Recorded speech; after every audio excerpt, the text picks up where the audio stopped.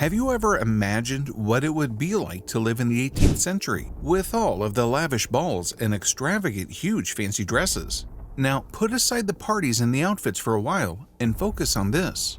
According to one theory, our current year is 1725, and the 297 years that historians added to the past were either an error or the result of a plot.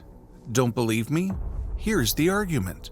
According to the phantom time hypothesis, the Middle Ages, or at least a significant portion of them, from 614 to 911 AD, never existed.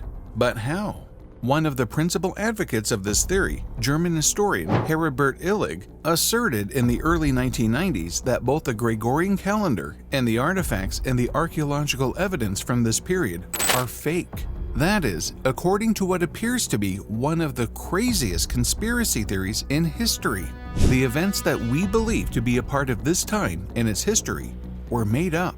Let's first take a brief look at the past to fully grasp this theory. At an archaeology conference in Munich in 1986, Monument Germaniae president Horst Fuhrmann said there was proof that numerous Middle Age papers had been fabricated by the Roman Catholic Church years before they were reportedly made. The historical and archaeological communities didn't take Fuhrmann's claim seriously, but they had an impact on Heribert Illig's feeble mind. Illig and his followers used books and archaeological findings to support their crazy theory. Illig presented his theory in 1991 under the catchy term phantom time hypothesis, which was a terrific way to get people talking.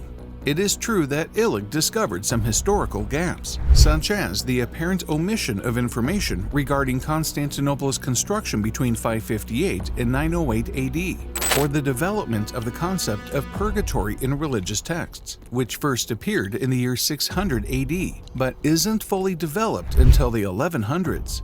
But these are just mere coincidences. What good would it serve to add nearly 3 centuries of history that never occurred? Illig claimed that Pope Sylvester II, Holy Roman Emperor Otto III, and Byzantine Emperor Constantine VIII were the 3 powerful men that orchestrated all of this. According to the theory, Otto wished to wrap up his narrative and give the impression that he began to rule in the year 1000 AD. The other 2 concurred and worked with him to fabricate and make up historical events to hide the passage of those 297 years. Illig also claims that the origin of the Gregorian calendar is fake. The Julian calendar, which had a 10-day discrepancy primarily because it was 10.8 minutes longer than it should have been, was eventually replaced by the Gregorian calendar. Illig believed that this was adequate evidence that many years had been added, but he had to do the arithmetic and calculate it himself. He argued that instead of 1,627 years from the establishment of the Julian calendar to the introduction of the Gregorian calendar, there should only be 1,257 years taken into account, due to the excess time the Julian calendar had. Illig claimed that history had experienced a great deal of significant and landmark occurrences up to the year 614, but that nothing truly significant occurred between that year and September 11, 2001. However, if you think about it, this is merely a very limited and somewhat Eurocentric perspective. How would you explain the significance of the Prophet Muhammad, the majority of the Anglo-Saxon era, or even the Tang dynasty in China if he were correct? If we were to accept Illig's theory, Otto, Constantine, and Pope Sylvester would have to persuade several civilizations or perhaps lay the foundation for some of these societies on their own.